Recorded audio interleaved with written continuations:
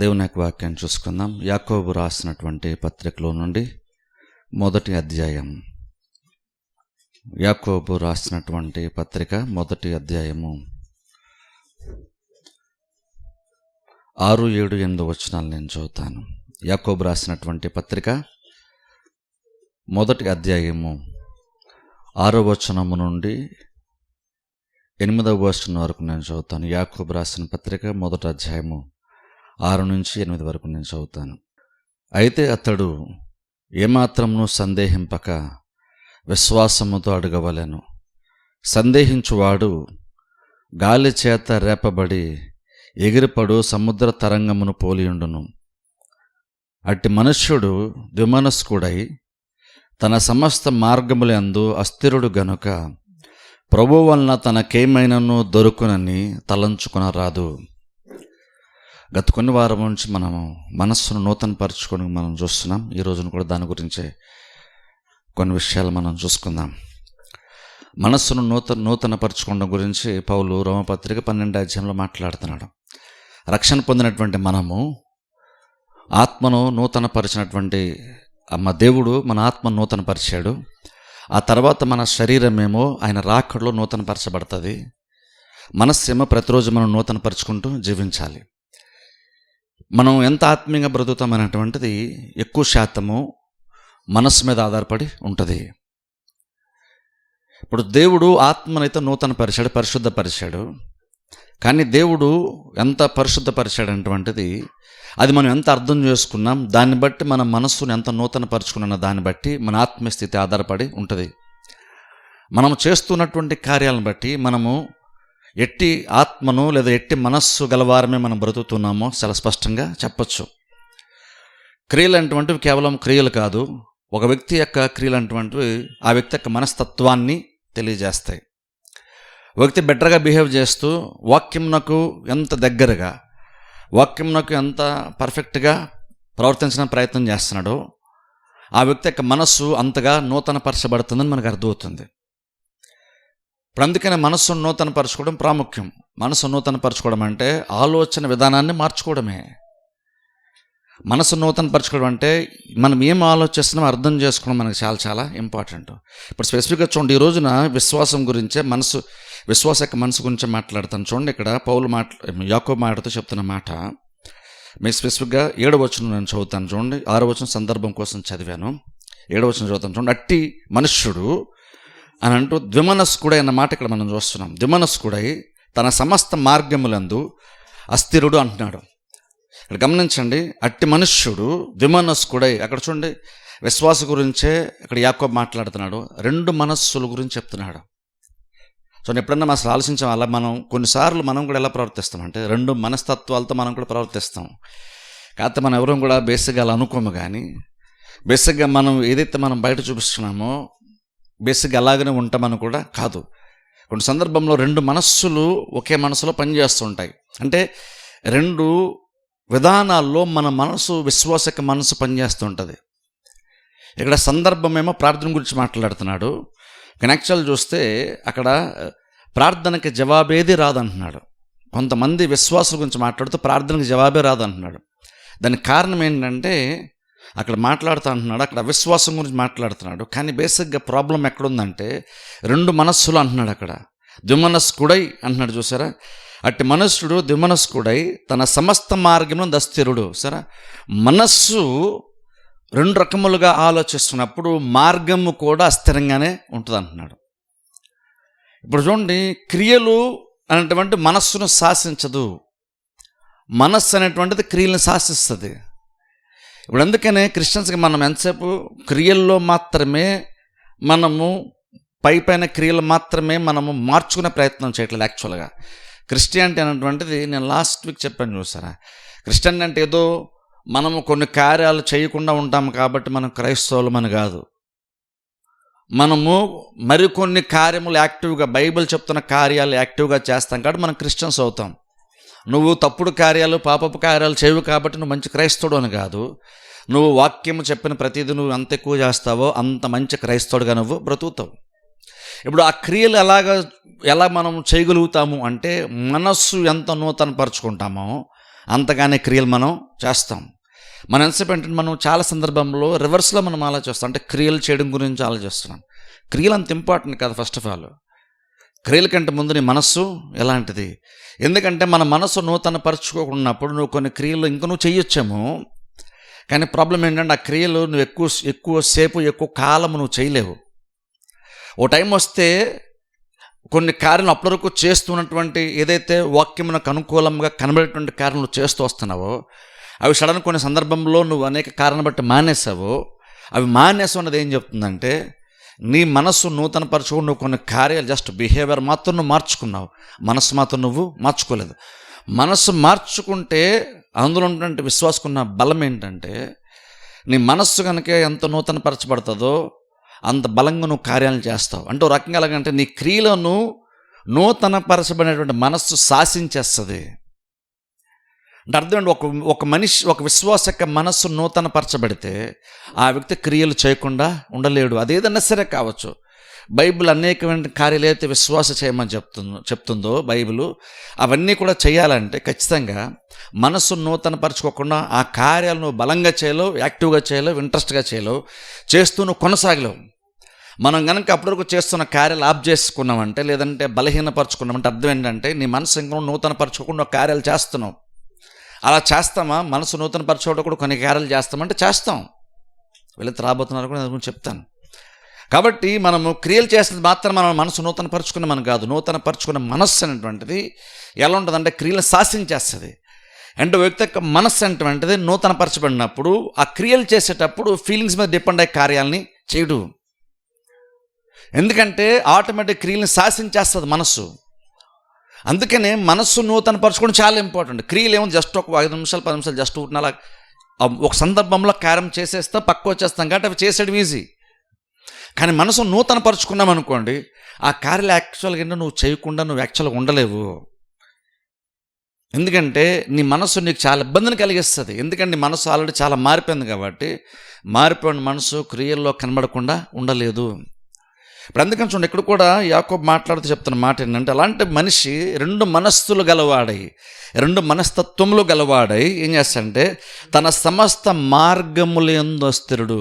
చూడండి మార్గముల అస్థిరత్వం అంటే స్థిరత్వం లేనటువంటి ఒక స్థితి ఉంటుంది అంటున్నాడు. మార్గాల్లో అంటే చేసేటువంటి కార్యాల స్థిరత్వం ఎందుకు ఉండదు? ఒక విశ్వాసి చేసేటువంటి కార్యాలు స్థిరంగా ఎందుకు చేయడు? ఓ మూమెంట్లో చేస్తాం, ఓ మూమెంట్లో చేయం. ఓ మూమెంట్లో బాగానే సాగుతాం, ఓ మూమెంట్లో బలహీనమైపోతాం. ఓ మూమెంట్లో దగ్గరగా ఉంటాం, ఓ మూమెంట్లో దూరంగా ఉంటాం. బేసిక్గా అక్కడ ప్రాబ్లం ఏంటంటే ఇక్కడ యాకోబు అన్నాడు వేరేదేది ప్రాబ్లం కాదు. ఆ వ్యక్తి యొక్క మనస్సులో 2 రకాలైనటువంటి మైండ్ సెట్స్ పనిచేస్తున్నాయి. 2 రకాలైనటువంటి మనస్సులు పనిచేస్తున్నాయి కాబట్టి క్రియల్లో కూడా అది స్థిరంగావి లేవు. క్రియలో స్థిరత్వం ఎందుకు లేదు అంటే అక్కడ యాకోబు అంటున్నాడు మనస్సులో స్థిరత్వం లేదు కాబట్టి క్రియల్లో కూడా స్థిరత్వం లేదు. అంటే ఇప్పుడు ఒకసారి ఆలోచించుకుందాం, ఎవరి గురించి వద్దాం, మన గురించి మనం ఆలోచించుకుందాం. మనం చేసేటువంటి కార్యాలు కొన్నిసార్లు చేస్తాం, కొన్నిసార్లు చేయం. దాన్ని బట్టి మీరు ఆలోచించుకోండి. మన మనస్సు ఏ స్థాయిలో నూతన పరచబడిందో, ఏ స్థితిలో మనం ఉన్నామో మనం అర్థం చేసుకోవాలి. మన మనసు ఎలాంటి స్థితిలో ఉంటుందో చెప్తున్నాడు ఇక్కడ యాకోబు. ద్విమనస్సుకు 2 రకాలైన మనస్తత్వాలు పనిచేస్తుంది కాబట్టి ప్రతి దాంట్లో మనం అస్థిరంగా ఉంటున్నాం. ప్రాబ్లం క్రియలు కాదు, ప్రాబ్లము మనస్సు. అందుకనే మనస్సు నూతన పరచుకోవడం మనకు అంత ఇంపార్టెంట్. వింటుంటే గమనించండి, క్రిస్టియన్స్గా మనం కూడా చాలా సందర్భంలో 2 మనస్తత్వాలతో మనం కూడా జీవిస్తాం. అంటే అర్థం ఏంటంటే నీ మనస్సు ఏంటంటే నువ్వు యాక్చువల్గా నీ మనోనేత్రాలు చాలా విషయాల్లో ముఖ్యమైనటువంటి విషయాలు వెలిగింపబడినప్పటికీ నువ్వు వెలిగించబడవలసినటువంటి కార్యాలు అంటే నువ్వు కూడా తెలుసుకోవాల్సినటువంటి కార్యాలు అంటే నీ మనోనేత్రాలు గ్రహించవలసినటువంటి కార్యాలు నువ్వు చాలానే ఉన్నాయి. నువ్వు క్రిస్టియన్ కాబట్టి నువ్వు నిజమైనటువంటి దేవుని తెలుసుకున్న విషయాల్లో నీ మనోనేత్రాలు వెలిగింపబడింది కాబట్టి మిగిలిన అన్ని విషయాలు ఆటోమేటిక్గా నువ్వు వెలిగింపబడ్డావు, అన్నీ తెలిసేసుకున్నావు అని కాదు. ఎఫెసీ పత్రిక 1వ అధ్యాయంలో పౌలు అయితే మీ మనోనేత్రాలు వెలిగింపబడినందున అని స్టార్ట్ చేస్తాడు. ఆ తర్వాత ఆ ప్రార్థనలా మనం కిందకి వెళ్ళామనుకో 1వ అధ్యాయంలో ఏం చేస్తాడు, మీరు చాలా విషయాలు తెలుసుకోవాలి, గ్రహించాలి అని నేను దేవునికి ప్రార్థన చేస్తాను అంటాడు. అంటే అర్థం క్రిస్టియన్ తెలుసుకోవాల్సిన విషయాలు తెలుసుకుంటే అర్థం ఏంటంటే నువ్వు మనసుతో గ్రహించటము. ఇక్కడ చూడడం అంటే అర్థం ఏంటి? బేసి నేను చాలాసార్లు చెప్పాను చూస్తారా, మనస్సు నూతన పరచుకొని చెప్తున్నప్పుడు నువ్వు మనసుతో చాలా కార్యాలు చూస్తావు. నువ్వు ఎలా చూస్తున్నావో అలాగూ నువ్వు కార్యాలను అర్థం కూడా చేసుకుంటావు. ఒకే కార్యాన్ని ఇద్దరు విశ్వాసులు రెండు రకాలుగా అర్థం చేసుకుంటారు తెలుసా? చాలాసార్లు చెప్పాను, మరోసారి ఎగ్జాంపుల్ చెప్తున్నాను. యెహోషువ, కాలేబు ఉన్నారు, మిగిలినటువంటి 10 మంది గోత్రపు నాయకులు ఉన్నారు. ఒకే సిట్యువేషన్ని 10 మంది ఒకలాగా అర్థం చేసుకున్నారు, ఇద్దరు ఇంకొకలాగా అర్థము చేసుకున్నారు. డిఫరెన్స్ ఏంటంటే వారి మనస్సును బట్టి డిఫరెంట్గా ఉంది. అందరూ ఒక దగ్గరికి వెళ్ళారు, ఒకటే చూసి వచ్చారు, కానీ ఒక్కొక్కరి మనసు ఒక్కొక్కలాగా చూస్తుంది. ఈ కన్నులతో ఒకటే చూస్తున్నాం, కానీ ఈ మనసుతో కూడా మనం చూస్తున్నాం. బట్ ఇంకా చెప్పాలంటే నువ్వు కన్నులతో చూసే దానికంటే నువ్వు మనసుతో చూసేది చాలా ఇంపార్టెంట్ తెలుసా? ఎందుకంటే మనసుతో చూసిన దాన్ని బట్టే నువ్వు అర్థం చేసుకుంటావు. ఎందుకంటే చూడండి, మనము చాలా విషయాలు, మనము ఆత్మ సంబంధ విషయాలైనా భౌతిక విషయాలైనా సరే మనం కొన్ని ఈ కళ్ళుతో చూస్తున్నాం, కానీ నువ్వు ఎంతవరకు కరెక్ట్గా అర్థం చేసుకుని ఆలోచించాలి. నీకేం అర్థమవుతుందో అన్నది ఆలోచించుకోవాలి. ఎందుకంటే నీకు ఎలా అర్థమవుతుందన్న దాన్ని బట్టి నీ మనస్తత్వం ఏంటో తెలుస్తుంది తెలుసా? అంటే నువ్వు చూసే విషయంకి వచ్చేసరికి ఒక క్రిస్టియన్ చెప్తున్నా, ఈ కన్నుల కంటే నీకు ముఖ్యము నీ మనస్సు. ఎందుకంటే నువ్వు దాంతో చూస్తావు. అందులో ప్రాబ్లం ఉంటే నువ్వు వేరేగా చూస్తావు. అంటే నువ్వు విషయాన్ని స్పష్టంగా చూడలేవు. ఒకవేళ చూసినా నువ్వు అంత క్లియర్గా చూడలేవు. అందుకే చూడండి, యేసుక్రీస్తు ఒకసారి ఒక ఆయన గుడ్డివాడిని యేసుక్రీస్తు దగ్గరికి కొంతమంది తీసుకొని వచ్చినప్పుడు ఆయన ఏం చేశారంటే కన్నులు ముట్టి బాగు చేశారు. బాగు చేసినప్పుడు ఆ వ్యక్తి, చూపును పొందుకున్నటువంటి వ్యక్తి అంటాడు, నీకు స్పష్టంగా కనబడుతుందా, స్వస్థ పొందుకున్నావంటే ఆయన ఏమంటాడు తెలుసా? నీకు ఎలా కనబడుతుందని అడిగినప్పుడు అంటాడు, నాకు మనుషులు చెట్లలా కనబడుతున్నారు, నడుచుకుంటూ వెళ్తాడు, నాకు కనబడుతున్నాడు. అప్పుడు యేసుక్రీస్తు మరలా రెండోసారి ఆయన కన్నులు ముట్టి బాగు చేసినప్పుడు ఆయన క్లియర్గా కనబడిందంట. అంటే చూడండి, మొదట్లో స్వస్థ వచ్చింది, కానీ స్వస్థలో కనబడుతుందంటే కనబడుతుంది, కానీ ఉన్నట్టు కనబడుతుందా ఆ వ్యక్తికి అంటే ఉన్నదంటూ కనబడట్లేదు. మరి ఆయనకి ఎలా కనబడిందో మనకు తెలియదు, కానీ అంటున్నాడు, నాకు మనుషుల్లాగా చెట్లులాగా ఉండి నడుస్తున్నట్టుగా నాకు కనబడుతుంది అన్నాడు. అంటే మనుషులు కనబడుతున్నారంటే మనుషులు కనబడుతున్నారు, కానీ ఎలా కనబడుతున్నారంటే చెట్లులా కనబడుతున్నారు అన్నాడు. అంటే ఒక రకంగా చూపు పొందుకున్నాడంటే పొందుకున్నాడు, కానీ పర్ఫెక్ట్గా పొందుకున్నాడా? పర్ఫెక్ట్గా పొందుకోలేదు. ఆ తర్వాత మళ్ళీ రెండోసారి యేసుక్రీస్తు మరలా ముట్టి ఆయన బాగు చేసినప్పుడు అప్పుడు స్పష్టంగా కనబడింది, ఉన్నట్లుగా కనబడుతుంది ఆయనకి ఇప్పుడు. అంటే చాలా సందర్భంలో క్రిస్టియన్స్కి మనం కూడా అంతే. మనం కూడా ఏంటంటే మనం కొన్ని విషయాలు గ్రహించాం, కానీ ఇంకొన్ని తెలుసుకోవాల్సిన విషయాలు చాలా ఉన్నాయి తెలుసా? మన మనోనేత్రాలు వెలిగింపబడవలసినటువంటి కార్యాలు చాలా ఉంటాయి. అందుకనే వాక్య బోధకుడు అందుకనే ప్రాముఖ్యం. వాక్యంతో ఏం చేస్తున్నామంటే ఒక రకంగా నువ్వు హృదయంలో ఆత్మీయ ఆహారంలో విత్తుకుంటున్నావు, అంతరంగ పురుషుని బలపరుచుకున్నావు. అదే సందర్భంలో నీ మనస్సు ద్వారా కూడా నూతన పరుచుకుంటూ వాక్యం ద్వారా నీ మైండ్ సెట్ని మార్చుకుంటూ కార్యాలను నువ్వు చూస్తున్నప్పుడు సరిగ్గా చూసి సరిగ్గా అర్థం చేసిన ప్రయత్నం మనం చేస్తున్నాం. అలా ప్రతిదీ కూడా ఏదైనా చర్చకు వచ్చినప్పుడు పాటల గురించి మనం ఏమనుకుంటున్నాం, ప్రార్థన గురించి మనం ఏమనుకుంటున్నాం, సాక్ష్యముల గురించి ఏమనుకుంటున్నాం, వాక్యం గురించి ఏమనుకుంటున్నాం, సహవాసం గురించి ఏమనుకుంటున్నాం, విశ్వాసాల గురించి ఏమనుకుంటున్నాం. ఇవన్నీ ఏంటి తెలుసా? అందరికీ ఒకేలాంటి అభిప్రాయం మనకు ఉండదు. మనందరికీ ఒకేలాంటి అభిప్రాయం ఉండదు. డిఫరెన్స్ ఏంటంటే ఆ కార్యములు డిఫరెంట్గా ఉన్నాయని కాదు. ఇప్పుడు మనం పాట పాడుతున్నాం అనుకుందాం, అందరూ ఒకటే పాట పాడుతున్నాం, కానీ ఆ పాట పాడుతున్నప్పుడు అందరికీ అది ఒకలాగా అనిపించదు. డిఫరెన్స్ ఏంటి? ఒకే పాట కదా. డిఫరెన్స్ ఏంటంటే నువ్వు ఎలాంటి మనసుతో నువ్వు దాన్ని చూస్తున్నావు, ఎలాంటి మనసుతో నువ్వు అర్థం చేసుకున్నావు, ఎలాంటి ఆలోచనతో నువ్వు పాడుతున్నావు అన్న దాన్ని బట్టి ఆ పాట అంటే నీకు డిఫరెంట్గా అనిపిస్తుంది. ఒక పాట కొంతమందిని చాలా బలపరుస్తుంది. ఒక పాట అనేటువంటిది కొంత సరైనటువంటి మనస్తత్వంతో సరైన ఆలోచనతో సరిగ్గా చూస్తూ కనుక మనిషి కనుక పాడగలిగితే ఆ పాటే ఒక రకంగా ప్రసంగంలాగా ఉంటుంది చాలామందికి. ఆ పాటే ఆదరిస్తుంది చాలామందిని. ఒక పాటే చాలామందిని బలపరుస్తుంది కూడా. ఆల్మోస్ట్ ఒక ప్రసంగంలాగానే పనిచేస్తుంది పాట కూడా. కానీ మరికొంతమంది ఉంటారు, వాళ్ళకి పాట కేవలం జస్ట్ పాటే, అది జస్ట్ ఒక పాట అంతే. ఇప్పుడు సినిమా పాటలు ఉంటాయి, బయట కొన్ని సెక్యులర్ సాంగ్స్ ఉంటాయి, ఆ పాటకి వాళ్ళ లైఫ్కి పెద్ద సంబంధం లేదు. జస్ట్ ఊరినే మ్యూజిక్ బాగుంటుంది, బహుశా ట్యూన్ బాగుంటుంది, సరదా కాసేపు ఎంటర్టైన్మెంట్ లాగా పాడుకుంటారు. లోకం ఉంటుంది వాళ్ళకే పాటలు అంటే జస్ట్ ఎంటర్టైన్మెంటే, సరదాగా కాసేపు. కానీ చర్చల పాటలు సరదాగా కాసేపు పాడుకుంటామని కాదు. నువ్వు పాడుతుంటే బహుశా నువ్వు దేవుని బట్టి నువ్వు దేవుళ్ళను ఆనందించచ్చేమో, కానీ పాటలు పాడేది సరదా కోసం మనం పాటలు పాడుకోవట్లేదు.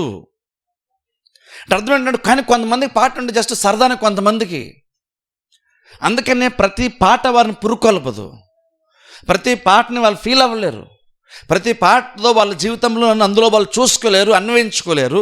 ఆ పాటలో వాళ్ళకి దేవుని యొక్క కార్యాలు వారికి కనబడవు, అర్థం కావు. డిఫరెన్స్ ఏంటంటే మనము ఎలాగ చూస్తున్నాం, ఎలా అర్థం చేసుకోవాలనేటువంటిది కూడా మనకు చాలా చాలా ఇంపార్టెంట్. నువ్వు పాటలు సరిగ్గా అర్థం చేసుకుంటే నీకు పాటల్లో కూడా నీకు చాలా తృప్తి కలుగుతుంది, నీకు చాలా ధైర్యం వస్తుంది, చాలా సాటిస్ఫాక్షన్ ఉంటుంది. పాట కూడా ఒక ప్రసంగంలాగా పనిచేస్తుంది నిజంగా, తెలుసా? అందుకని నిజంగా పాటలు ఎందుకు పాడుతున్నాం ఏంటో అర్థం చేసుకుంటే, నన్ను అడిగితే అంటాను, ఓ రకంగా సరిగ్గా కనుక ఇక్కడ పాడే పాటలు కనుక మనం సరిగ్గా అర్థం చేసుకొని పాడితే కనుక, లేకపోతే పాటలే ఒక రకమైన చిన్న ప్రసంగంలాగా మనకు ఆల్రెడీ గడిచిపోద్ది. అదే మరలా కొంత వాక్యం ద్వారా కూడా దేవుడు మనల్ని ఇంకా ఎక్కువగా దేవుడు బలపరుస్తాడు.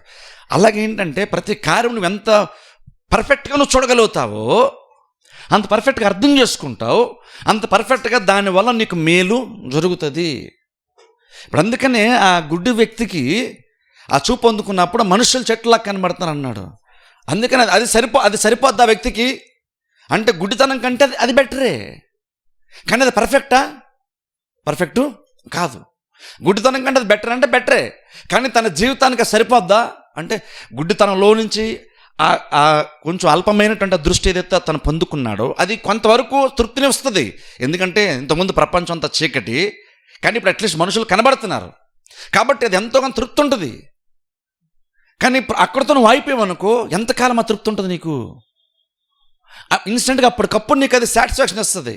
ఎందుకంటే నువ్వు చీకటిగా కనబడే ప్రపంచంలో ఇప్పుడు ఎంతో కొంత వెలుగు చూస్తున్నావు, మనుషులను సరిగ్గా చూడలేకపోయినా అట్లీస్ట్ చూడగలుగుతున్నావు కాబట్టి అప్పటికప్పుడు ఎంతో కొంత తృప్తి ఉంటుంది. కానీ ఒక 3 రోజులు గడిచిపోయింది అనుకోండి, మళ్ళీ అతనికి తృప్తి ఉండదు. అంటే ఏంటి, ఇంకను అతను దృష్టి ఇంకా పర్ఫెక్షన్లోనికి వస్తేనే అతనికి సంపూర్ణంగా తృప్తి అనేటువంటిది ఉంటుంది. అలాగే మన మనస్సులు కూడా మనం నూతనపరుచుకునే విషయంలో కూడా ఎగ్జాక్ట్ అంతే. ఒక క్రిస్టియన్స్గా నేను కేవలం భర్తమే కదా, ఈవెన్ నువ్వు దేవుని నుండి కొన్ని కార్యాలు పొందుకోవడానికి కూడా నీ మనస్సునికి చాలా ఇంపార్టెంట్. నీ విశ్వాసంలో ఎదగడానికి కూడా నువ్వు చాలా కార్యాలు నీకు ఇంపార్టెంట్. నీ లోకంలో ధైర్యంగా బ్రతకడానికి కూడా నీ మనస్సు అనేటువంటిది చాలా చాలా ఇంపార్టెంట్, తెలుసా? నీ మనస్సు నీకు చాలా చాలా ఇంపార్టెంటు. అందుకని మనసు నూతనపరచుకోవడం కొంచెం చెప్తున్నాం. ఎందుకంటే నువ్వు మనసుతో మొదటగా నువ్వు కొన్ని కార్యాలు నువ్వు చూసి అర్థం చేసుకోగలిగితేనే, నువ్వు దేన్నైతే చూసావో నువ్వు దేన్నైతే అర్థం చేస్తున్నావు రేపు ఆ స్థితిలో నువ్వు వెళ్తావు. ఇవి నా ఆశీర్వాదాలైనా సరే అంతే, ఎగ్జాక్ట్ చెప్తున్నాను చూడండి. ఆశీర్వాదాలైనా అంతే. నువ్వు ఆశీర్వాదాల గురించి ఏమనుకుంటున్నావు, నీ అవసరతల గురించి నువ్వేమనుకుంటున్నావు, నువ్వు ఎలా చూస్తున్నావు అన్న దాన్ని బట్టే రేపు నీ భవిష్యత్తు కూడా ఆధారపడి ఉంటుంది. ఈరోజు నువ్వేం చూస్తావో రేపు నీ జీవితం అక్కడికి వెళ్తుంది. అందుకని ఇక్కడ యాకోబు మారుతా అన్నాడు, 2 మనస్తత్వాలు, ద్విమనస్కుడు తన ప్రతి కార్యములు అస్థిరుడు. ఈ రోజు ఇలా మనస్తత్వం ఉంది కాబట్టి రేపు క్రియల్లో కూడా అస్థిరంగా ఉంటాడు. అంటే ఈరోజు నువ్వేం చూస్తావో రేపు నీ జీవితం ఎగ్జాక్ట్ అక్కడికి వెళ్తుంది. నువ్వు ఒకటి చూస్తాను నీ జీవితం ఇంకొకలాగా ఉండాలనుకుంటే అలా అవ్వదు. నువ్వు మనసుతో నువ్వేం చూసినా ఎలా చూసినా దాన్ని బట్టే నువ్వు ఆటోమేటిక్గా నీ లైఫ్ అటువైపు వెళ్ళిపోద్ది, తెలుసా? నీ లైఫ్ ఎలా వెళ్తాంటది, రేపు క్రియల్లో నువ్వు దాన్ని కంట్రోల్ చేయలేవు. నీ మనస్సు నువ్వు కంట్రోల్ చేసుకుంటే ఆటోమేటిక్గా అది సరైన డైరెక్షన్లో నీ లైఫ్ని నడిపిస్తుంది. అందుకే చెప్పని చూసారా, ఆలోచన అటువంటిది ఉన్నప్పుడు ప్రసంగం ద్వారా కొన్ని ఆలోచనలు దేవుడు పెడతాడు. ఆలోచన కనుక మరల కనుక నువ్వు దాన్ని జ్ఞాపకం చేసుకుంటే ధ్యానిస్తూ ఉంటే ఏమవుతుంది, ఓ మూమెంట్ వస్తే అది బలమైన దుర్గమ్మగా మారిపోద్ది.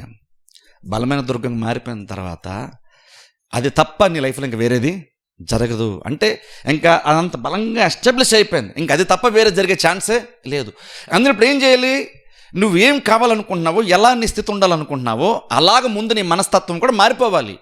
అలా నీ ఆలోచన ద్వారా మారిపోతే, అది బలంగా మారిపోతే ఇప్పుడు ఆటోమేటిక్గా నీ లైఫ్ కూడా అలాగునే ఆ డైరెక్షన్లో వెళ్ళిపోద్ది. కానీ మనం ఏంటంటే చాలా ఆశపడతాం జరగాలని, కానీ మనసును నూతనపరుచుకుంటామా? ఈరోజు నువ్వు మనసుతో నువ్వు వాక్యాన్ని బట్టి నువ్వు అలా చూడగలుగుతావా? నీ ఫ్యూచర్ని నువ్వు అలాగ ఆలోచించగలుగుతావా? నువ్వు దీవెంపడగలను అనేటువంటి స్థితులు నువ్వు ఈరోజు ఆలోచించగలుగుతావా? దేవుడు నా అవసరం కూడా తీరుస్తాడని అలా ఆలోచించగలుగుతామా? అలా చూడగలుగుతామా? దేవుడు కూడా నన్ను ఇరుకులోని విషయాలతో నడిపిస్తాడు, నన్ను కూడా దేవుడు బాగు చేస్తాడు, లేదా నా స్థితి కూడా కొంచెం బెటర్గా మారుతుంది అని ఈరోజు మనసుతో చూడగలుగుతున్నామా? ఈ 2 మనస్తత్వాలు కలిగినటువంటి వాడు అలా చూడలేడు. ఎందుకంటే చర్చకు వచ్చినప్పుడేమో వాక్యం విన్నప్పుడు బాగా అనిపిస్తుంది, కానీ బయటికి వెళ్ళాక మరలా వేరేగా ఆలోచన చేస్తాడు. చర్చలో ఒకలాగా ఆలోచన చేస్తాం, బయటికి వెళ్ళాక ఇంకోలాగా ఆలోచన చేస్తాం. చర్చలో మా విశ్వాసంగా ఆలోచన చేస్తాం, బయటికి వెళ్ళాక మా విశ్వాసంగా ఆలోచన చేస్తాం. అలాంటి మనస్తత్వం కలిగినటువంటి జీవితాల గురించి ఇక్కడ యాకోబు మాట్లాడుతున్నాడు.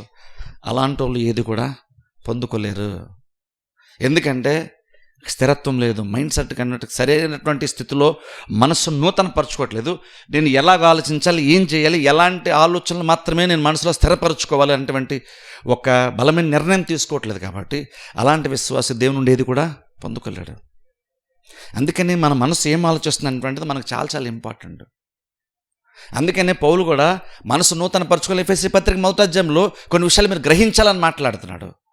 కానీ మళ్ళీ కొరింథీ పత్రిక వచ్చేసరికి అక్కడ యాక్చువల్గా ఒక అన్యుల గురించి మాట్లాడితే ఏమంటాడంటే, సువార్త వెలుగు ప్రకాశము వారికి ప్రకాశించుకు నిమిత్తము యుగ సంబంధమైన దేవత విశ్వాసం ఏంటంటే వారి యొక్క మనోనేతలు గుడ్డితనం కలుగజేసింది.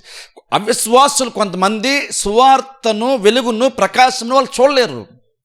వాళ్ళు దేవుని దగ్గరికి ఎందుకు రారు అంటే పౌలు అంటున్నాడు, దేవుడు వెలుగుని ప్రకాశింపచేస్తున్నాడు. కానీ ఆ వెలుగుని వాళ్ళు చూడకుండా, అన్యులు చూడకుండా సాతానుడు గుడ్డితనం కలుగు చేస్తాడు. ఒక గుడ్డివాడి ముందు మీరు 1000 వాట్స్ ఫ్లడ్ లైట్ పెట్టండి, అతనికి ఏ ఇబ్బంది ఉండదు. మనం జస్ట్ రోడ్డు మీద వెళ్తుంటే ఎదురుగా బండి వస్తే మన కళ్ళలో లైటింగ్ కొడితే మనం చూడలేం. కానీ గుడ్డివాడి ముందు అది పెట్టండి, మీరు ఎంత హెవీ లైట్ పెట్టినా సరే అతనికి పెద్ద ఇబ్బంది ఏమీ ఉండదు. ఎందుకంటే అంత వెలుగు ఉంది. కానీ అతను గుడ్డితనం కాబట్టి అది కొంచెం కూడా ఆ వెలుగు అతని కళ్ళల్లోకి చొచ్చుకొని వెళ్ళట్లేదు కాబట్టి అతను చూడలేడు ఆ వెలుగుని. పౌలు అంటున్నాడు కొరింథీ పత్రికలో, అన్యులు ఎందుకు సువార్త వెలుగును చూడలేరు? లోకాన్ని ప్రేమించడు, నువ్వు నమ్ము, నువ్వు రక్షణ పొందుతావు, చచ్చిపోతే పరలోకం వెళ్తావు, దేవుడిని శాపాన్ని తీసేస్తాడు, నీకు స్వస్థతనిస్తాడు, ఆశ్రయిస్తాడు. మంచి విషయాలే కదా సువార్త. ఆ మంచి విషయాలు ఉన్నాయి కాబట్టే కదా సువార్త అంటాం మనం. కానీ ఇంక నువ్వు చాలామంది ఎందుకు వ్యతిరేకిస్తారు అంటే పౌలుకి దానికి జవాబు దొరికింది. ప్రాబ్లం ఏంటంటే జస్ట్ సువార్త అనేటువంటి ఆ విషయంలో ప్రాబ్లం కాదు. ప్రాబ్లం ఏంటంటే వాళ్ళకి గుడ్డితనము, ఆ గుడ్డితనం మనోనేతల గుడ్డితనం వచ్చింది అంటున్నాడు. ఆ గుడ్డితనం ఎలా వచ్చిందంటే సాతానుడు కలుగజేశాడు అంటున్నాడు. ఒకప్పుడు మనందరం కూడా అదే కదా, ఒకప్పుడు మనందరం కూడా గుడ్డోలమే. దేవుని యొక్క విషయాలకు వస్తే మనందరం కూడా గుడ్డి వాళ్ళమే. కానీ ఎక్కడో దగ్గర మూమెంట్లో దేవుడు సువార్త వెలుగును ప్రకాశింప చేసినప్పుడు మన మనోనేత్రాలు దేవుడు వెలిగిస్తే మనం చూసాం. ఇప్పుడు సువార్త వెలుగు ప్రకాశించింది, సువార్తను చూసాం మనం. కానీ అదే పౌలు మళ్ళా కొరింథీ పత్రికలో మాడితే ఉంటాడంటే, దేవుడు తన ప్రేమించేటువంటి వారికి ఏవి సిద్ధపరిచాడో అవి కంటికి కనబడవు, చెవికి వినబడవు, మనుష్య హృదయమునకు గోచరం కావు, అంటే అన్యులకు గోచరం కావు, అర్థం కావు, వాళ్ళకి కనబడదు. కానీ మనకైతే దేవుడు వాటిని తన ఆత్మ ద్వారా బయలుపరచడం అంటాడు. అంటే ఈవెన్ ఇప్పుడు అర్థం ఏంటి? ఇప్పుడు విశ్వాసం నువ్వు కూడా ఇంకను దేవుడు బయలుపరిచేటువంటి కార్యాలు చాలా ఉన్నాయి, నువ్వు కూడా చూడవలసినటువంటి కార్యాలు చాలానే ఉన్నాయి. నువ్వు సువార్తలో ప్రకాశించబడింది అంటే నీ కన్నులు తెరబడిని. అయితే ఇప్పుడు నువ్వు చూడాల్సినటువంటి కార్యాలు చూస్తున్నావా? నువ్వు చూడాల్సినటువంటి ఇంకా చాలా ఉన్నాయి. విశ్వాసగా దేవుడు చాలా మన కొరకు సిద్ధపరిచాడు, అవి నువ్వు చూడాలి. కానీ ప్రాబ్లం ఏంటి? ఎక్కడ కూడా విశ్వాస ఇంకను గుడ్డితనం ఉంటుంది. ఇక్కడ కూడా తెలుసా, చాలామంది ఈ విషయాలు చాలామంది గ్రహించలేరు. బైబిల్లో సత్యాలు వాళ్ళు గ్రహించలేరు, వాళ్ళు చూడలేరు కాబట్టి సత్యాన్ని వాళ్ళు గ్రహించలేరు. సత్యాన్ని గ్రహించలేరు కాబట్టి వాళ్ళు అసత్యంనకు వాళ్ళు బందీలుగా మారిపోతారు. అందుకని యేసుక్రీస్తు యూదులతో, అబ్రహాము సంతతితో మాట్లాడుతూ అన్నారు, మీరు నా వాక్యమందు నిలిచిన వారైతే మీరు సత్యాన్ని గ్రహిస్తారు, సత్యం మిమ్మల్ని స్వతంత్రులుగా చేస్తారని చెప్పారు. అప్పుడు వాళ్ళు అన్నారు, మేము ఎవరికి బానిసలం కాదే అన్నారు. వాళ్ళు నిజంగా బానిసత్వంలో ఉంటూ కూడా, వాళ్ళు చీకట్లో ఉంటూ కూడా, చీకట్లో ఉన్నామన్న విషయం కూడా యూదులకు తెలియలేదు. వాళ్ళు సంఖ్యల చేత బంధించబడ్డారు. కానీ వాళ్ళ చేతులకి సంఖ్యలు ఉన్నాయి, వాళ్ళ జీవితంను సాతాను సంఖ్యలతో బంధించేసాడన్న విషయం కూడా వాళ్ళు కనీసం తెలియని కూడా తెలియదు. ఒకసారి ఆలోచించాను. అంటే నువ్వు యూదులుగా ఉంటూ, అబ్రాహాము సంతతిగా ఉంటూ కూడా ఇంక నువ్వు నిన్ను బంధించేసేటువంటి కార్యాలు, సంఖ్యలతో బంధించేసేటువంటి కార్యాలు ఉంటాయా అంటే యేసుగా చెప్తున్నటువంటి మాట, నువ్వు యూదుడు అయినంత మాత్రమ్మా, అంటే రకంగా చెప్పాలంటే నువ్వు క్రిస్టియన్ అంత మాత్రమన నువ్వు ఫ్రీగా ఉన్నావన్న గ్యారంటీ ఏమీ లేదు. చచ్చిపోతే పరలోకం వెళ్తావేమో, కానీ నువ్వు చాలా సత్యాలు గ్రహించాల్సి ఉంటుంది. అవి గ్రహించకుండా ఉన్నంత వరకు నీకు తెలియకుండా నువ్వు కూడా చాలా విషయాలు నువ్వు బందీగా ఉంటావు. అందుకని మనం ఏం చేయాలి? పౌలు అదే మాట అంటున్నాడు, మనకైతే దేవుడు వాటిని తన ఆత్మ ద్వారా బయలుపరుస్తాడు. అంటే అర్థం ఏంటి? ఇంక నువ్వు దేవుడు బయలుపరిచేటువంటి కార్యాలు ఉన్నాయి.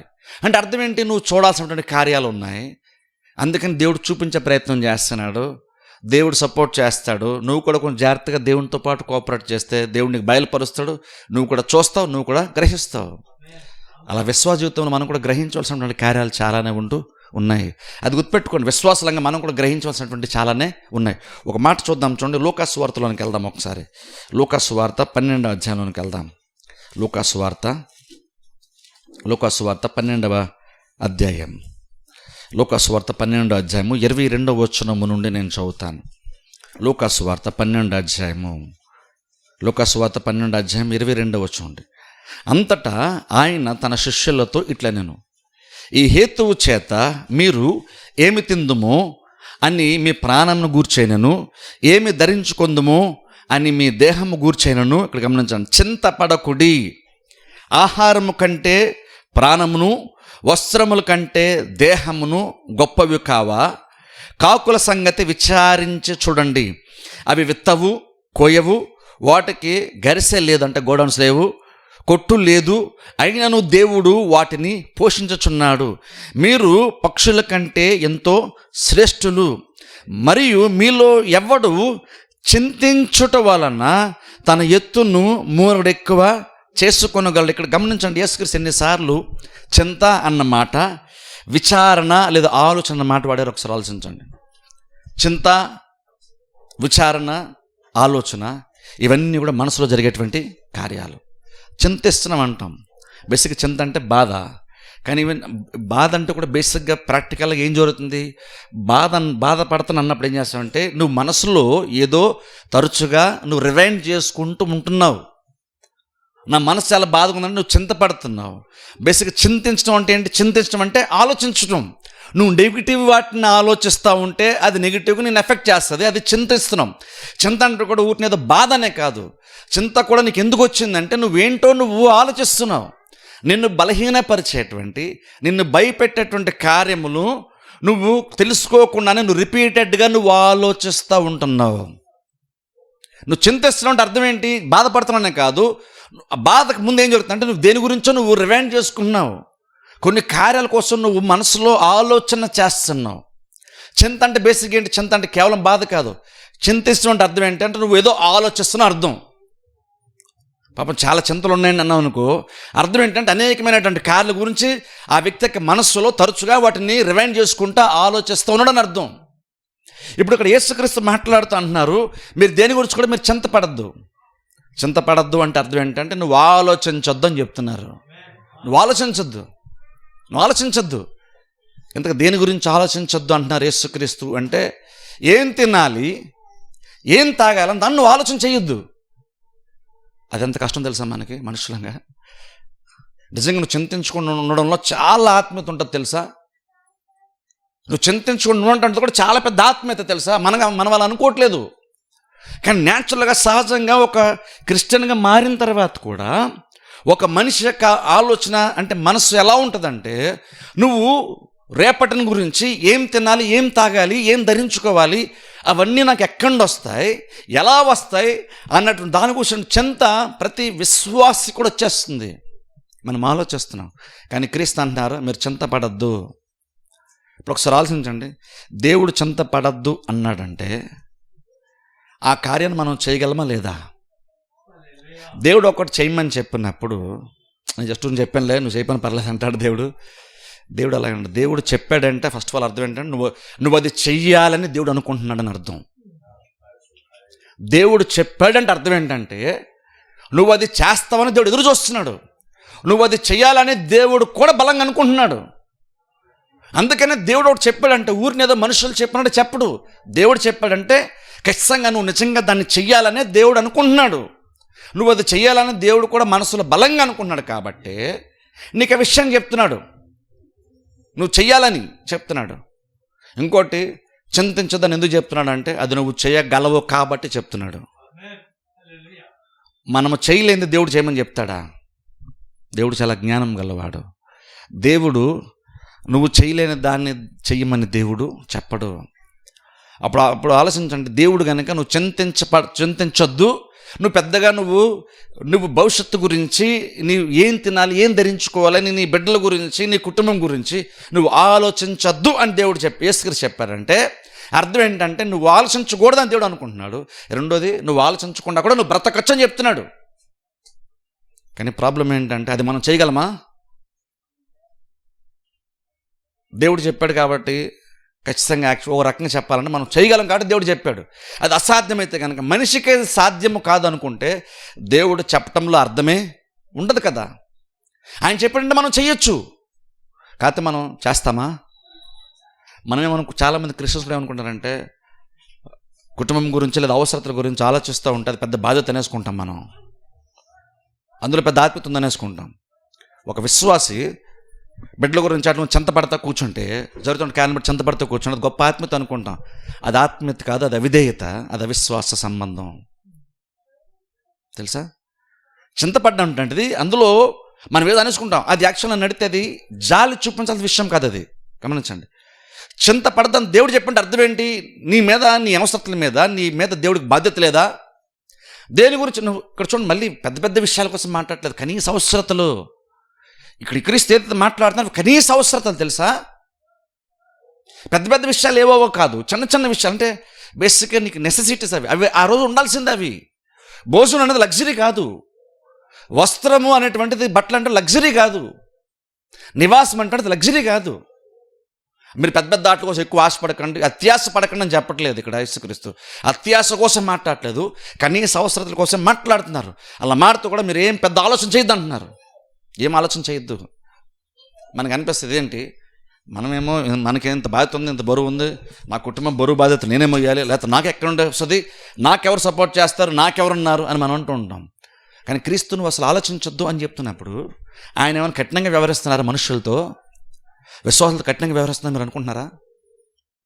అదే నేనో లేదా ఇంకెవరైనా పాస్టర్ చెప్పారనుకో, మీరు భోజనం పెద్దగా ఆలోచించకండి అన్నాం అనుకోండి, ఆలకంటలే చెప్తారులే, ఆలదం పోయింది చెప్పడం కదా ఎవరైనా చెప్తారులే అంటాం. కానీ ఇక్కడ మనిషి కాదు కదా చెప్పింది.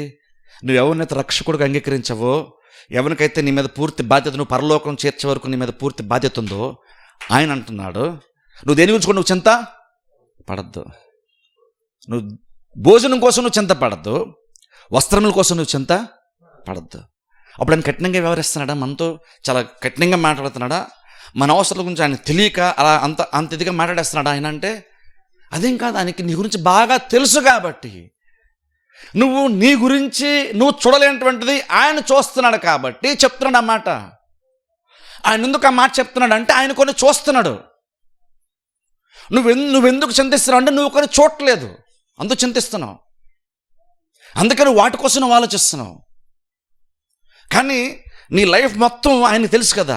నువ్వు భూమి మీదకి వచ్చిన మొదటి దినం నుండి నువ్వు ఎంత కాలం బతుకుతావో, ఎలా బతుకుతావో, నీ జీవితం ఏమేమి జరుగుతుందో ప్రతిదీ ఆ దేవుని తెలుసు కదా. రేపేంటో నీకు తెలియదు, కానీ రేపు కాదు ఎల్లుండి ఏంటో కూడా నీ దేవుని తెలుసు. ఆ దేవుడు చెప్తున్నాడు, యేసుక్రీస్తు చెప్తున్నాడు నువ్వు చింతపడద్దు అన్నాడు. చింతపడద్దు అంటే నువ్వు వాటి కోసం నువ్వు ఆలోచన చేయొద్దు పెద్దగా. బాధ్యత ఉండాలి, కానీ చింత మాత్రం ఏ విశ్వాసకి ఉండనే కూడదు, ఏ కుటుంబ పెద్దకి చింత అన్నది ఉండనే కూడదు. చింత అనేటువంటి దాన్ని సమర్థించుకోకండి, ఎందుకంటే అది నీకు మేలు చేసేదైతే వద్దు అని దేవుడు చెప్పేవాడు కాదు. ఇన్ఫాక్ట్ ఇంకా చెప్పండి, ఇంకా లాజికల్లో కూడా మాట్లాడుతూ అక్కడ యేసుక్రీస్తు అంటున్నారు, అక్కడ చూడండి 26వ వచనం చదువుతాను చూడండి. అక్కడ యేసుక్రీస్తు అంటున్నారు 25వ వచనంలో, మీలో ఎవడో చింతించడం వలన, అంటే వాటి గురించి ఆలోచించడం వలన తన ఎత్తును మూరడు ఎక్కువ చేసుకోగలడు. అంటే అర్థం ఏంటంటే నువ్వు చింతించడం వల్ల, నువ్వు కూర్చొని దాని గురించి ఆలోచిస్తూ నాకు ఎక్కడి వస్తుంది, నేను ఎలా బతుకుతాను, నన్ను ఎవరు పోషిస్తారు, ఎలాగ నా గురించి ఎలాగ, నా బిడ్డల గురించి ఎలాగ, నువ్వు ఎప్పుడైతే నువ్వు ఆలోచిస్తూ కూర్చున్నావో, క్రీస్తు అన్నారు నువ్వు అలాగ ఆలోచించడం వలన నీకు వచ్చే లాభం ఏంటి? నీ పిల్లల స్కూల్ ఫీజును కట్టేయగలుగుతావు ఆలోచించడం వలన? స్కూల్ ఫీజు కాదు కదా, 1 month సెల్ ఫోన్ రీఛార్జ్ కూడా చేసుకోలేము మనం, అవునా కదా? ఆలోచించడం వల్ల నువ్వు ఏది చేయలేవు. పెద్ద అవసరతలు కాదు, చిన్న అవసరత కూడా నువ్వు తీర్చుకోలేవు, చిన్నది కూడా నీకు లాభమే రాదు. 10 రూపాయలు కూడా నువ్వు చింతించడం వల్ల సంపాదించుకోలేవు. అది మనందరికి కూడా తెలుసు. కానీ చింతపడ్డం మాత్రం మానం, మనం ఆలోచించడం మాత్రం మానం. అందులో చాలా బాధ్యత ఉందని వేసుకుంటాం, అందులో బాధ్యత లేదు.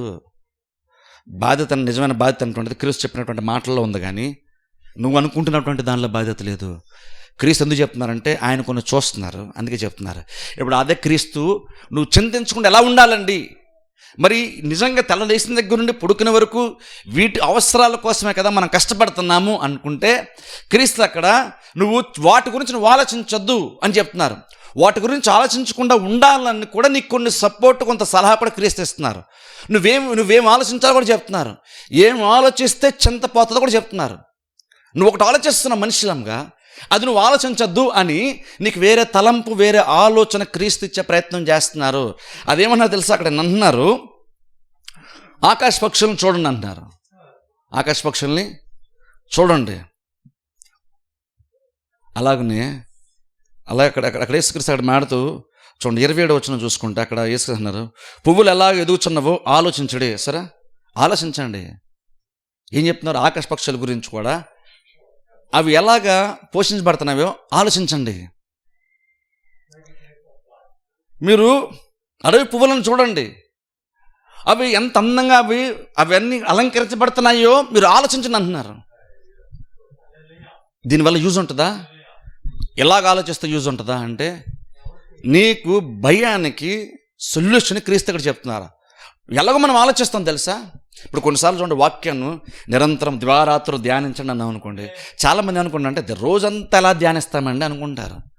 దివారాత్రులు అని బైబిల్ ఉంది కదా, రోజంతా ఎలా ధ్యానించేస్తామండి, రోజంతా మనకు పనులు ఉండవా అనుకుంటున్నాం. కానీ చెప్తాను చూడండి, నీ మనసు ఎప్పుడు రోజు ఏదో ఒకటి ఆలోచిస్తూ ఉంటుంది తెలుసా? నీ మనసు ఏదో ఒకటి, నువ్వు డ్యూటీలు ఉన్నప్పుడు కూడా వేరేదో ఇంకో ఆలోచిస్తావు, నువ్వు బండి మీద వెళ్తున్నప్పుడు కూడా ఇంక వేరేదేదో నువ్వు ఆలోచిస్తావు.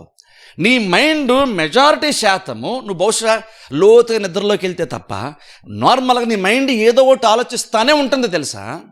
అప్పుడు నీ మైండ్ ఆల్రెడీ ఏదో ఒకటి ఆలోచిస్తున్నప్పుడు, నీ మైండ్ అలా కంటిన్యూగా పనిచేస్తుందని తెలిసినప్పుడు అందులో వాక్యం ఎందుకు పెట్టుకోకూడదు?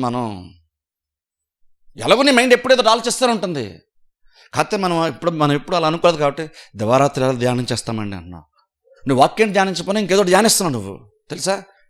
మన మైండ్ ఎప్పుడు ఆబ్సెంట్ అయిపోవట్లేదు, స్విచ్ ఆఫ్ అయిపోవట్లేదు. మోస్ట్లీ చాలా వరకు నీ మైండ్ ఏదో ఒకటి ఆలోచిస్తూ ఉంటుంది. నువ్వు పని ఒకటి చేస్తున్నావు కానీ వేరేది ఆలోచిస్తున్నావు. అప్పుడు ఎలాగో నువ్వు వేరేది ఆలోచిస్తున్నప్పుడు అదే స్థానంలో నువ్వు వాక్యాన్ని పెట్టుకొని వాక్యాన్ని దివారాత్రి ఎందుకు ధ్యానించకూడదు? ఇక్కడ క్రీస్తు అంటున్నారు, మీరు ఆకాశ పక్షులను చూడండి, అడవి పుష్పాలను చూడండి, వాటి గురించి మీరు ఆలోచించండి అంటున్నారు. అవి ఎలా పోషించబడతాయి మీరు ఆలోచించండి. అంటే నువ్వు రోజు చూసేటువంటి కాకులను చూస్తే, నువ్వు దాన్ని చూసి కాకుల గురించి కనుక నువ్వు ఆలోచన చేస్తే నీ ఆలోచన విధానమే మారిపోద్ది అంటున్నారు క్రీస్తు. రోజు చూసేటువంటి కాకులే కదా, అందులో ఏముంది? రోజు చూసేటువంటి పువ్వులే కదా, అందులో ఏముందని మనం అనుకుంటున్నాం. కానీ అందులో ఎంత పెద్ద లెసన్ ఉందో క్రీస్తు చెప్తున్నారు. అంటే నువ్వు ఏదైతే ఇందులో పెద్ద ఏముందిలే అని అనుకుంటుంటాడు, దాంట్లో కూడా ఎంత ఇన్ఫర్మేషన్ ఉందో తెలుసా? నువ్వు ఎన్ని విషయాలు నువ్వు రోజు చూసేటువంటి దానిలోనే ఎంత ఇన్ఫర్మేషన్ ఉందో తెలుసా?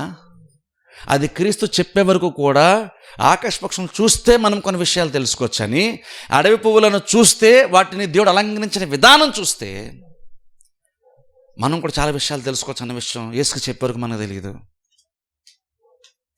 అంటే చూడండి, అంటే ఒకసారి ఆలోచించండి, బలంగా లోతుగా ఆలోచించడం అనేటువంటి దానిలో ఎంత విషయం ఉందో ఒకసారి ఆలోచించండి. నువ్వు బలంగా ఆలోచిస్తే అది లైఫ్ని ఎంత ఎఫెక్ట్ చేస్తుందో చూడండి. పాజిటివ్గా అయినా సరే, నెగిటివ్గా అయినా సరే. నువ్వు ఎలా వేరే ఆలోచిస్తున్నావు కదా, అది నెగిటివ్గా నేను ఎఫెక్ట్ చేస్తుంది. కాబట్టి నువ్వు అలాగే ఆలోచించద్దు. ఆకాశ పక్షులు చూడు, అవి ఎలా పోషించబడుతున్నాయి వెళ్ళి చూడు. దేవుడు ప్రపంచంలో ప్రతి ఆకాశ పక్షిని దేవుడు గ్లోబల్గా పోషిస్తున్నాడు కదా. ఇప్పుడు మన ఆంధ్రపురంలో, ఇండియాలో ఉన్న కాకుల్ని పోషిస్తున్నాడు దేవుడు. ప్రపంచవ్యాప్తంగా ఉన్నటువంటి ప్రతి ఆకాశ పక్షుల్ని దేవుడు పోషిస్తున్నాడు. ఎంత కెపాసిటీ దేవునికి ఉందో చూడండి, ఎంతగా దేవుని యొక్క దృష్టి ఉందో వాటి మీద. క్రీస్తు చెప్తున్నారు అన్నమాట, ఆకాశ పక్షులను చూడు. నెక్స్ట్ టైం నువ్వు బయటికి వెళ్ళినప్పుడు నీ కళ్ళ ముందు కాకి కనబడినప్పుడు లోతుకు ఆలోచించు, దానికి ఆహారం ఎలా వస్తుందో నీకు తెలుస్తుంది. చాలా విషయాలు తెలుస్తాయి. అడవి పువ్వులను చూడు, వాటి గురించి విచారించి చూడు, అంటే వాటి గురించి నువ్వు ఆలోచించు. అక్కడ క్రీస్తు అంటున్నారు, అవి ఎలాగా దేవుడు వాటిని ఎదిగింపజేస్తున్నాడు ఆలోచిస్తే నీకు తెలుస్తుంది కదా అని అంటూ అక్కడ చూడండి. ఇంకా మాట చదువుతాను చూడండి, అక్కడ 28వ వచనం చదువుతాను చూడండి, 27వ వచనం చదువుతాను చూడండి.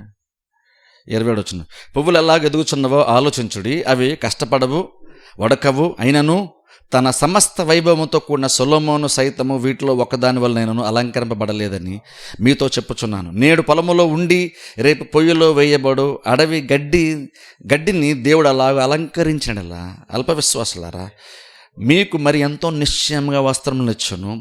ఏమి తిందుమో ఏమి త్రాగుదమో అని విచారింపకుడి, అనుమానము కలిగి ఉండకుడి. సరే, విచారించదంటున్నారు.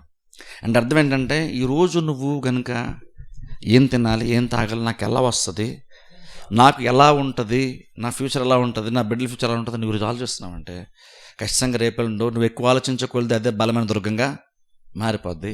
ఆ చెంత నీ లైఫ్లోకి వస్తుంది. నేను లాస్ట్ టైం చెప్పాను చూసారా, యోబు అన్నాడు చూసారా, ఏదైతే వచ్చినా బహుగా భయపడుతానో చివరికి అదే నా మీదకి వచ్చింది. ఏదైతే వస్తానో బహుగా భయపడ్డాను చెప్పిన యోబు చాలా భయపడ్డాడు, కానీ అందులో ఎక్కువ భయపడినవి చాలా ఉన్నాయి. అంటే మనం చాలా ఆలోచిస్తాం, అందులో ఎక్కువ ఆలోచించే కొన్ని ఉంటాయి. మనం కూడా చాలా ఆలోచిస్తాం, కానీ ఎక్కువ ఆలోచించే కొన్ని ఉంటాయి. అది కనుక వాక్యానుసారం అయితే ఎగ్జాక్ట్లీ లైఫ్లో అదే జరుగుతుంది. వాక్యానుసారం అయితే నీకు అడ్వాంటేజ్, అది నీకు ప్రయోజనము, నీకు అది ఆశీర్వాదం.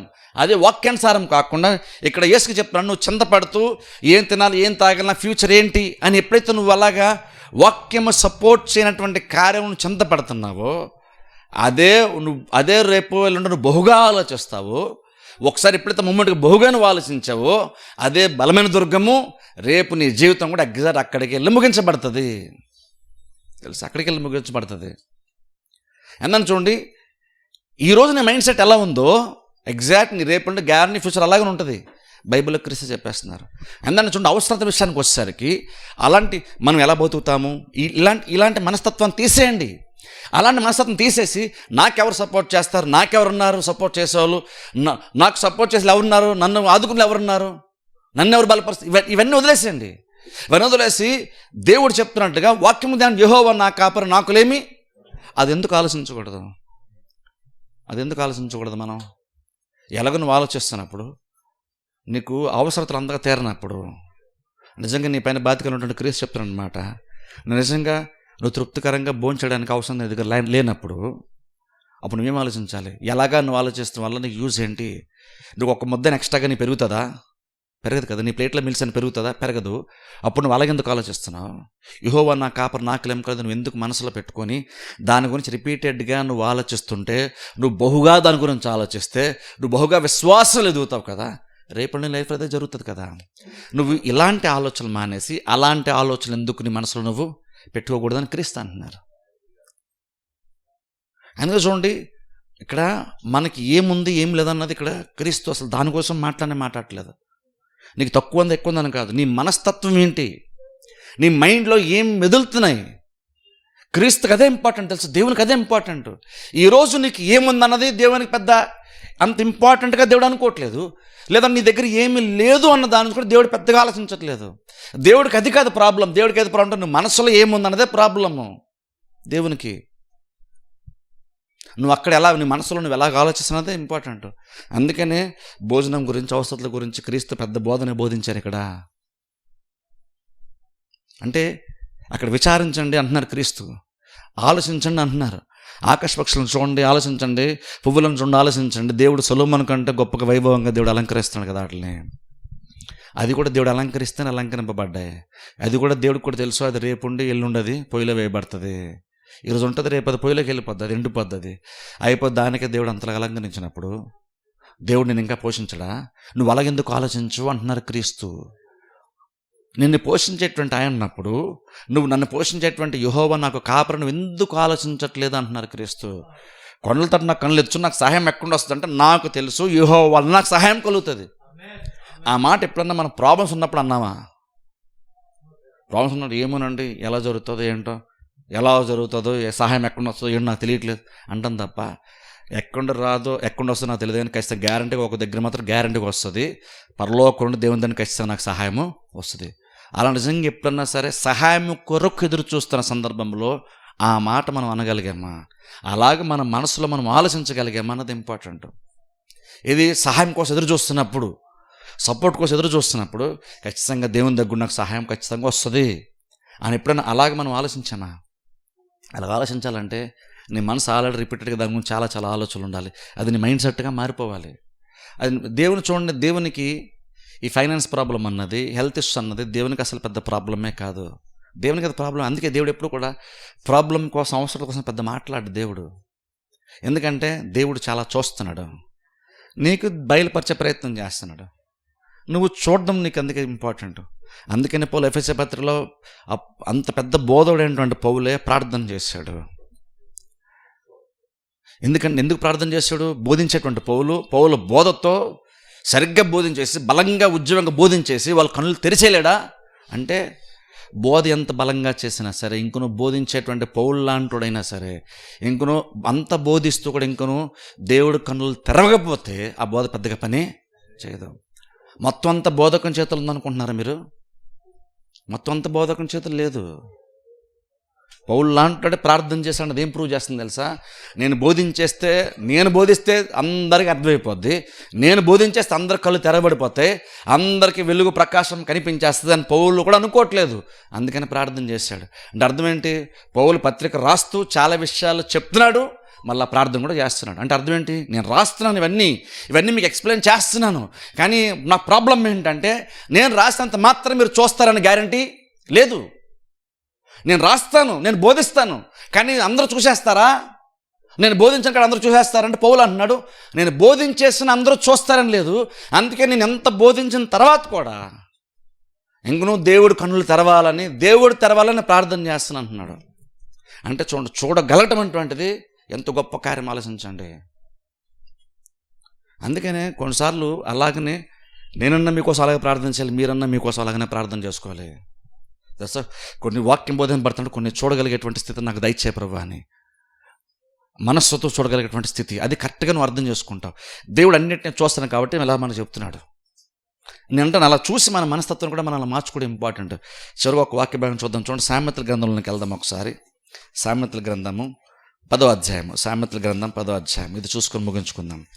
సామెతల గ్రంథం 10వ అధ్యాయము 15వ వచనం. సామెతల 10:15 చదువుతాను. సామెతలు 10వ అధ్యాయము 15వ వచనం.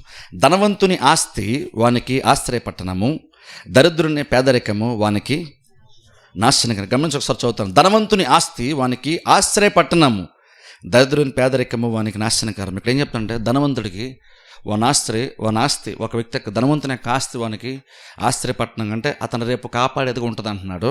అలాగే దరిద్రుని పేదరికం వానికి నాశనం తీసుకొస్తా అంటున్నాడు. చూడండి, దరిద్రుని పేదరికము వానికి నాశనము తీసుకొస్తుంది. ఇక్కడ చూడండి, మనం కేవలం ఏమనుకుంటామంటే డబ్బు కోసం, పేదరికం కోసం ఇక్కడ మాట్లాడుతుందేమో బైబిల్ అనుకుంటాం. ఇక్కడ కేవలం బైబిల్ ఇక్కడ డబ్బు కోసం, పేదరికం కోసం మాట్లాడలేదు, ఆ రకంగా ఆలోచించేటువంటి మనస్సు గురించే మాట్లాడుతుంది. అది ఒకసారి జస్ట్ కొంచెం మైండ్ చదువుతాను. చూడండి, అక్కడ జ్ఞానులు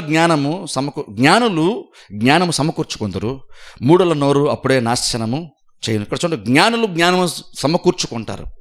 ఒకటి జ్ఞానవంతుడు ఎందుకు అయ్యాడు? అతను జ్ఞానమును సమకూర్చుకున్నాడు.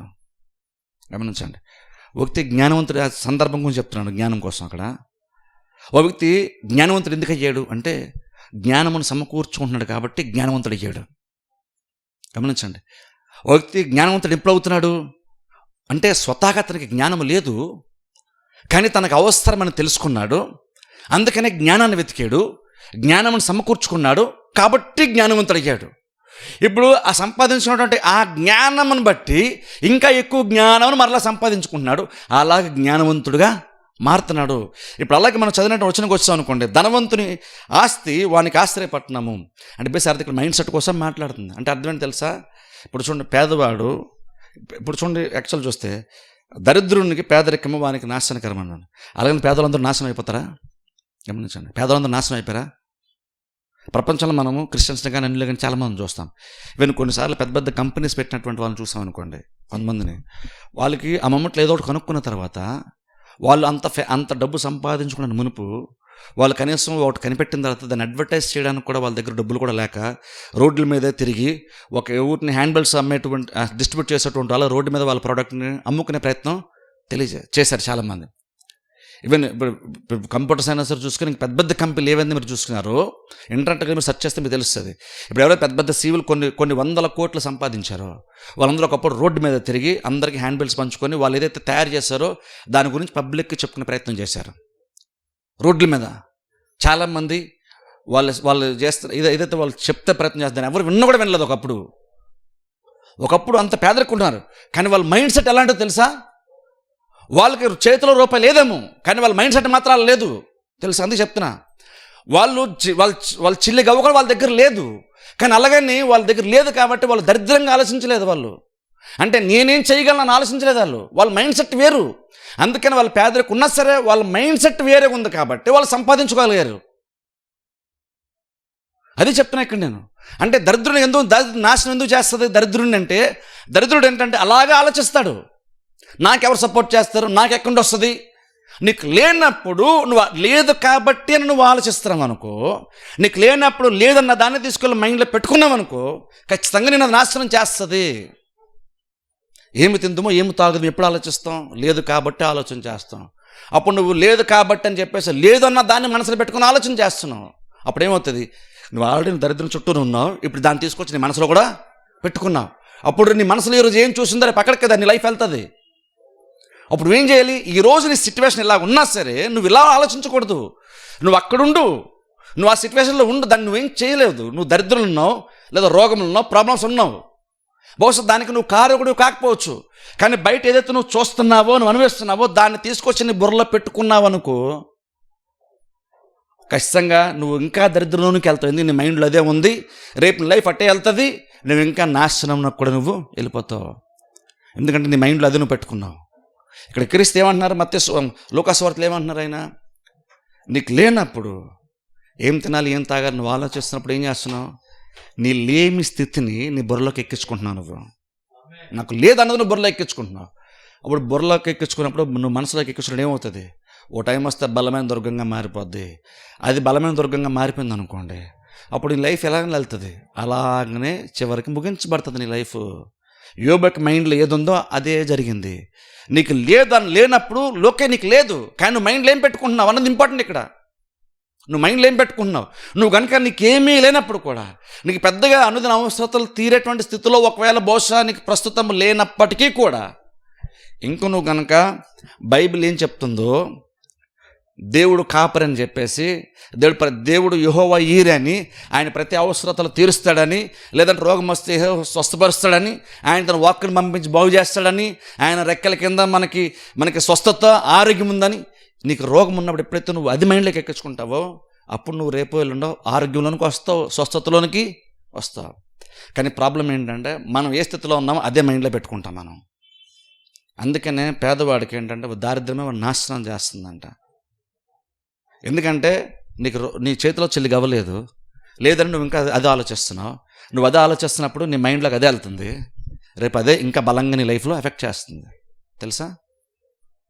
ఇక్కడ ఇష్యూ మనకి ఏముంది ఏం లేదన్నది ఇష్యూ కాదు. ఇక్కడ నువ్వు ఎలాగ ఆలోచించగలుగుతున్నావు అన్నది ఇష్యూ. ఇక్కడ నువ్వేం ఆలోచిస్తున్నది ఇష్యూ. ఇక్కడ తెలుసా?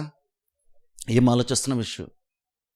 అప్పుడు నేను అంటాను, నీ లైఫ్ ఎలా ఉండాలని రేపు ఉండో లేదా నెక్స్ట్ ఇయర్ మన లైఫ్ ఎలా ఉండాలని మనం అనుకుంటున్నాం, ఏ స్థితిలో దీంపడాలని మనం అనుకుంటున్నామో అది ఈరోజు నువ్వు చూడగలుగుతున్నావా వాక్యం ద్వారా? అది నీ మనసులో ఈరోజు పెట్టుకోగలుగుతున్నావా? దాన్ని నువ్వు ధ్యానించగలుగుతున్నావా? అలాగ నువ్వు ఆలోచించగలుగుతున్నావా? అది కదా మనకి ఇంపార్టెంట్. ఇప్పుడు నువ్వు ఎంతసేపు ఈరోజు నాకు లేదని ఈరోజు కోసం నువ్వు ఆలోచిస్తున్నావు, కానీ క్రీస్తు అంటున్నారు నువ్వు రేపటి గురించి నువ్వు చింతే పడద్దన్నారు. కానీ మన ప్రాబ్లం ఏంటంటే మనం చింతపడిపోతుంటాం. మన దగ్గర కొన్ని సందర్భాల్లో మనకి చాలా మంది కంటే బెటర్గా ఉన్నా సరే మనం ఇంకొన్ని చింతపడతానే ఉంటాం, కొన్నిసార్లు చింతపడతానే ఉంటాం. కానీ క్రీస్తు అంటున్నారు మీరు దేని గురించి మీరు చింతపడాల్సిన అవసరం లేదు. ఎందుకని చింత కోసం ఎందుకు మాట్లాడుతున్నారు? అదే ప్రపంచం, అదే పాస్ట్ గారు లేదంటే ఇంకెవరో మనుషులు అనుకోండి, పాపం ఏం లేదు కదండి, పాపం చాలా వర్రీ అవుతున్నారండి, చాలా బాధపడుతున్నారండి, పాపం మనిషి చాలా నలిగిపోతున్నాడండి అంటాం. నువ్వు నలిగిపోవాల్సిన అవసరం యాక్చువల్ నీకు లేదు. నువ్వు చింతపడాల్సిన అవసరం లేదు. నువ్వు అంత దిగులు పడాల్సిన అవసరం యాక్చువల్ నీకు లేదు. నువ్వు పరలోక తండ్రి గురించి నువ్వు ఆలోచించడం మొదలు పెడితే, ఆ పరలోక తండ్రి పోషించేటువంటి ఆకాశ పక్షులు నువ్వు చూడగలిగితే, ఆ పరలోక తండ్రి అలంకరించేటువంటి అడవి పుష్పాలుగా నువ్వు చూడగలిగితే నువ్వు చింతే పడవు. కాకపోతే నువ్వు ఆ ఆకాశ పక్షుల్లో ఆ మెసేజ్ ఉంది, ఆ వాక్య సందేశం ఉంది, దాన్ని నువ్వు చూడగలుగుతున్నావా? క్రీస్తు అంటున్నారు నువ్వు దాని గురించి విచారించి చూడు, నువ్వు దాని గురించి ఆలోచించి చూడు. ఎప్పుడైనా మనం అలా ఆలోచించామా? ఎలాగో నీ దగ్గర లేనప్పుడు నా దగ్గర లేదు లేదు లేదు అని ఆలోచిస్తున్నావు కదా, ఎలాగో బ్రెయిన్ యూజ్ చేస్తున్నావు, మనసును యూజ్ చేస్తున్నావు ఆలోచించడానికి. అంటే అప్పుడు దేవుడు ఏమై ఉన్నాడు మనకి, దేవుడు తన గురించి తాను ఏం చెప్పాడో వాటి గురించి మనం ఎందుకు ఆలోచించకూడదు? ఎందుకంటే నువ్వు అది మనసులో పెట్టుకుని నువ్వు దాన్ని ఈరోజు చూడగలిగితే రేపు నీ లైఫ్ అలాగనే కదా ఉంటుంది. యోబుకి అలాంటి నాశనం వస్తుందని ఎప్పుడో చూసాడు, ఎప్పటి నుంచో చూస్తా అన్నాడు. అందుకని ఏదైతే వస్తుంది అని నేను బహుగా భయపడ్డాను అది వచ్చేసింది అన్నాడు. యోబు నీకు ముందే తెలుసా వస్తుందని? నాకు తెలుసు, అందుకే భయపడ్డాను అన్నాడు. అంటే యోబు నువ్వు భయపడింది నీకు వచ్చిందా అంటే భయపడింది వచ్చింది. అంటే ఇది వస్తుందని నీకు ముందే తెలుసా? నేను ముందే చూశాడు కాబట్టే వచ్చింది. ఏది ఎక్కువ చూస్తాను మనం? ఏదైతే వస్తాను బహుగా భయపడ్డాడు, ఎక్కువ ఆలోచించాడు, అది వచ్చింది. నువ్వు ఎక్కువ ఏది ఆలోచిస్తున్నావు అది మనకి ఇంపార్టెంట్. అనుదిన అవసర విషయాలకు వచ్చేసరికి ఏం ఆలోచిస్తున్నాం? చర్చలోకి వచ్చినప్పుడేమో ఓకే మంచిగా ఆలోచిస్తున్నాం, బయటికి వెళ్ళేకేమో వేరేగా ఆలోచన చేస్తున్నాం. రెండు మనస్తత్వాలు నీకు మేలు చేయదు. నువ్వేది పొందుకోలేని క్రీస్తు చెప్తున్నాడు, యాకోబు చెప్తున్నాడు. మనస్సును వాక్యం ద్వారా నూతన పరుచుకోండి. ఈరోజు నీకు ఏం లేకపోయినా సరే కొంచెం ఉన్నతంగా ఆలోచించు, కొంచెం బెటర్గా ఆలోచించు. ఈరోజు నాకేమీ లేదు కానీ ఒక టైం వస్తుంది, ఆ టైం వస్తే దేవుడు ఖచ్చితంగా నన్ను పోషిస్తాడు, నేను నా అవసరాలన్నీ తీర్చుకుంటాను, నేను కూడా అవసరమైతే ఇంకొకరికి రూపాయి కూడా నేను సహాయం చేయగల కెపాసిటీ దేవుడు నాకు ఇస్తాడు. అలాగ ఎందుకు ఆలోచించకూడదు? లేదా ఈరోజు ఏం లేనప్పుడు నాకెవరు రూపాయి ఇస్తారా అని నువ్వు ఆలోచించే బదులు ప్రభు నువ్వు నాకు ఎక్కువ ఇచ్చావంటే నేను ఇంకా ఎక్కువ చాలామంది నేను ఇస్తాను నువ్వు అలా ఎందుకు ఆలోచించకూడదు? ప్రభు నేను కేవలం పొందుకునే స్థితిలో కాదు, నేను ఇచ్చే స్థితిలో నన్ను పెట్టు అని లేనప్పుడు ఎందుకు అలా ఆలోచించకూడదు? మనం అలా ఎందుకు చూడకూడదు? నేను పోషింపడమే కాదు, నేను కూడా అవసరమైతే ఎవరికన్నా సహాయం చేయగల కెపాసిటీ నాకు కావాలి అని వాక్యాన్ని బట్టి అలా ఎందుకు ఆలోచించకూడదు? నేను ఆశీర్వదించబడ్డం మాత్రమే కాదు, నేను అనేక మందికి ఆశీర్వాదకరంగా ఉంటాను. అది దేవుడు అబ్రహాముకు చెప్పాడు కదా. అలా ఎందుకు మనం చూడకూడదు? ఆ అబ్రహాం మొత్తం అంతా బాగా డబ్బు సంపాదించే దేవుడు వాగ్దానం చేశాడా? నేను అనేక మందికి నేను ఆశీర్వాదకరంగా చేస్తాను అబ్రహాం అని అప్పుడు చెప్పాడా? అబ్రహాం దగ్గరికి ఏమీ లేనప్పుడే దేవుడు ఆ మాట అన్నాడు. నేను ఆశీర్వదిస్తాను, నేను అనేక మంది నేను ఆశీర్వాదకరంగా మారుస్తాను దేవుడు చెప్పాడు. ఏమీ లేనప్పుడు చెప్పాడు. అబ్రహాము అలాగే నమ్మాడు, అలాగే చూశాడు, అలాగే తన గురించి తను అనుకున్నాడు, దేవుడు అలా చేస్తాడని నమ్మాడు, అలాగే దేవుడు ఆయన్ని చేశాడు. అంటే మనం కూడా మనసులో చూడాలి కదా చాలా విషయాలు. చర్చలోకి వస్తున్నాం, వాక్యం వింటున్నాం. ప్రాబ్లం ఏంటంటే ఇది చర్చలో ఉన్న మాత్రం వింటున్నాం, వినేసి వెళ్ళిపోతున్నాం, కానీ దీన్ని మనసులో పెట్టుకోవట్లేదు. ఏదైతే నువ్వు విన్నావో దాన్ని మనసుతో నువ్వు చూడట్లేదు, చూసేంతలాగా నీ మనసులో దాన్ని నిలుపుకోవట్లేదు. అంటే వాక్యం వినిన తర్వాత నువ్వు దాన్ని వినడం కాదు, నువ్వు చూడగలుగుతున్నావా? వాక్యపు వెలుగులో నీ లైఫ్ని పెట్టుకొని నీ లైఫ్ని అలా చూడగలుగుతున్నావా ఆలోచించుకోవాలి. అంటే అలా నువ్వు చూడనంత వరకు నీ లైఫ్లో జరుగుతుంది.